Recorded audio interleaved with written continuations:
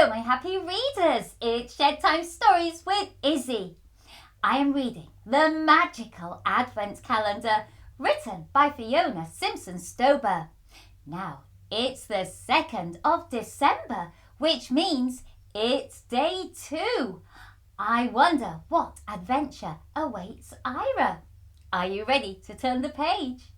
The Magical Advent Calendar, Day 2.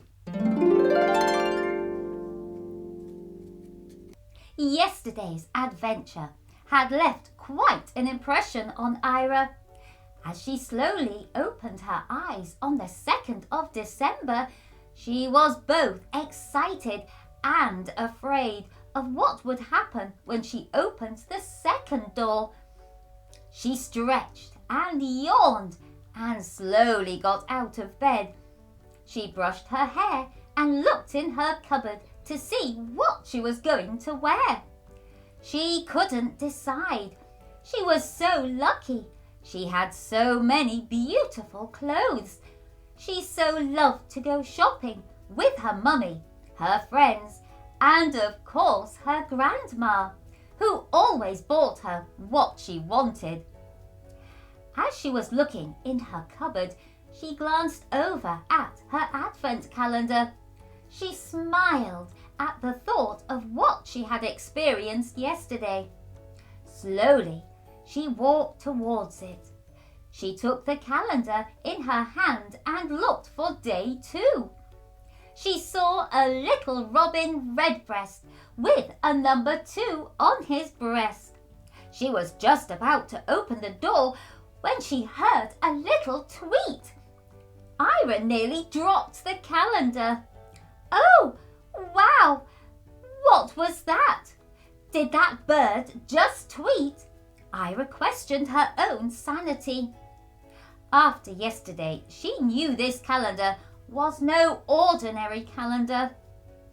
That's number 12, not number 2, tweeted the robin redbreast. Ayria looked again. The robin was right. Oh, silly me! Sorry, Robin Redbreast. I promise to remember where you are on day 12. Laughing, Ayria looked again, and there, 2 doors above the robin, was number 2. The door looked like it had a snowball on the front of it at first glance. As Ayria started to open it, the same trembling feeling she had had yesterday was running through her hands as she carefully pulled the door away from the picture. Ayria tucked her finger behind the door and, as if by magic, she fell backwards. A force stronger than anything she had ever felt before had thrown her to her bed. She stood up again and stared at her mirror. The calendar was nowhere to be seen, but her mirror started to glitter and sparkle. She was mesmerized by the beauty of what she was seeing. She could hear little voices, but she couldn't see anyone. The colors were spectacular, like nothing she had seen before. The green was warm and soothing. She immediately felt calm. Then she looked again and could see tiny little flowers on the floor of the forest that was slowly emerging out of her mirror. A path started to flow towards her, out of her mirror and towards her feet. And then she heard that beautiful again. Ayria, come on, it's day number 2. Let's go and find the magic of Christmas. Suddenly, there was a wind behind her and she fell into a spiral. It was so exciting. It felt like being at the fair. She was screaming and laughing, and then, with one almighty bump, she landed on a bouncy mushroom. Once again, she was in the most adorable green dress with silver buttons. Her hair had matching ribbons, and her shoes were so shiny she could see her own reflection in them. They were her crystal snowflake shoes again. Ayria was so excited. She was in love with these shoes. Ayria turned and saw the nearly invisible snow angel. "Hello, will you please tell me your name? What would you like to call me?"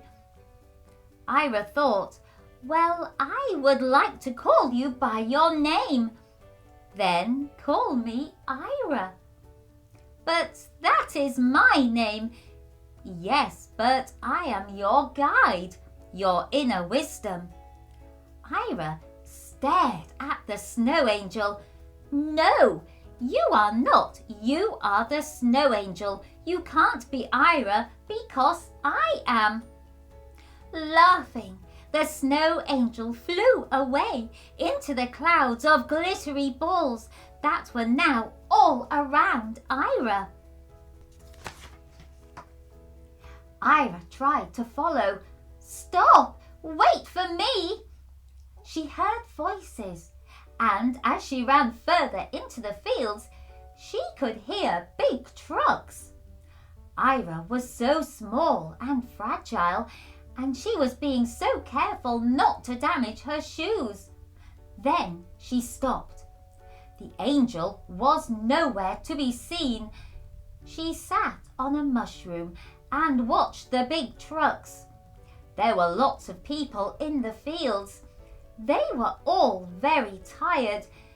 They were collecting the beautiful glittery snowball clouds, and then the trucks were driving them away. "Stop it! Stop it immediately!" Ayria yelled, but nobody listened. "What are you doing?" she cried out desperately. A little voice from underneath the mushroom started to tell Ayria what they were doing. "They are collecting it and sending it to be made into thread. That then gets made into cloth, and then it gets coloured. Then it gets made into all of the clothes hanging in your wardrobe." "Who are you?" "I am Mickey." "Well, Mickey, I can assure you my clothes do not steal all of these beautiful glittery clouds to be produced.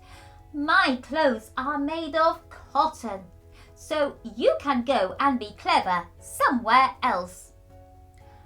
"Ayria, my dear child, this is cotton," Mickey sadly exclaimed.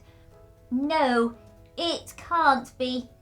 If they keep doing this, there will be no beautiful sparkly snowball clouds on my calendar door." "So very true, little girl, so very true. We have to stop them. Do something, Mickey." "I can't, Ayria, but you can." "Anything, just tell me." "You can stop buying so many clothes that you do not need. It's okay to have clothes, but as long as you buy more than you need, these people will harvest the cotton and make cloth to sell to the people making the clothes. One day, we will have none left. Worse still, these poor people hardly get paid anything for their work.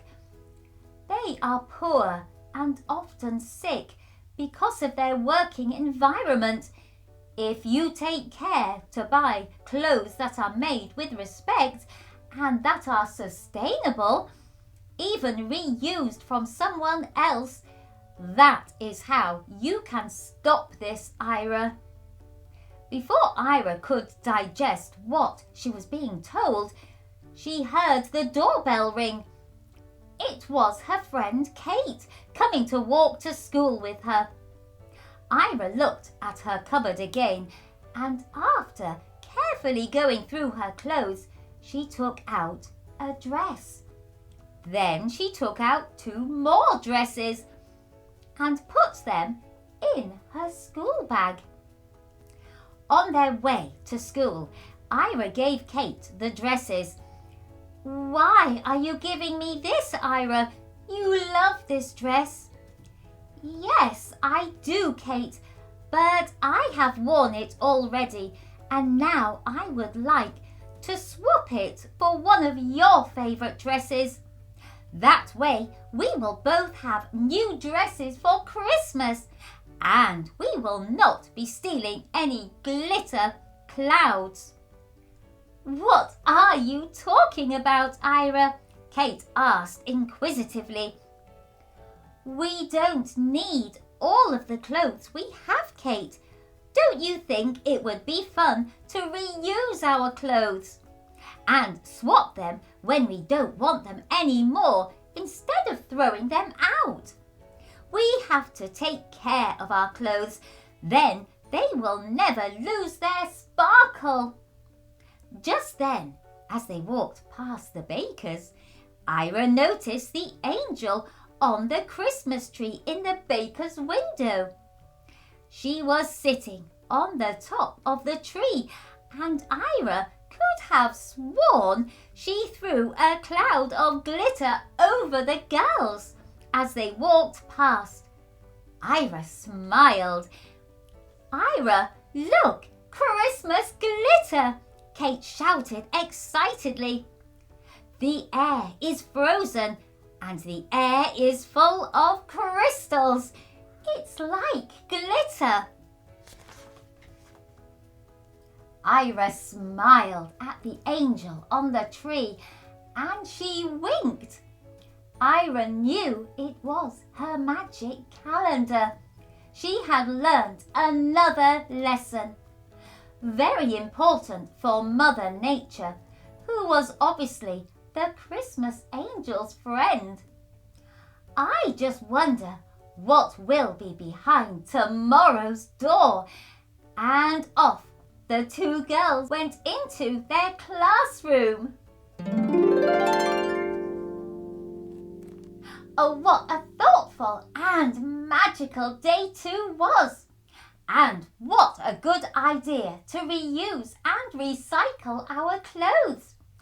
I wonder what adventure awaits Ayria on day 3. I hope you've enjoyed this Shed Time story, and if you want to, you can like, share, follow and subscribe to Shed Time Stories. Then you will be ready for the next story for us to share together. Bye-bye.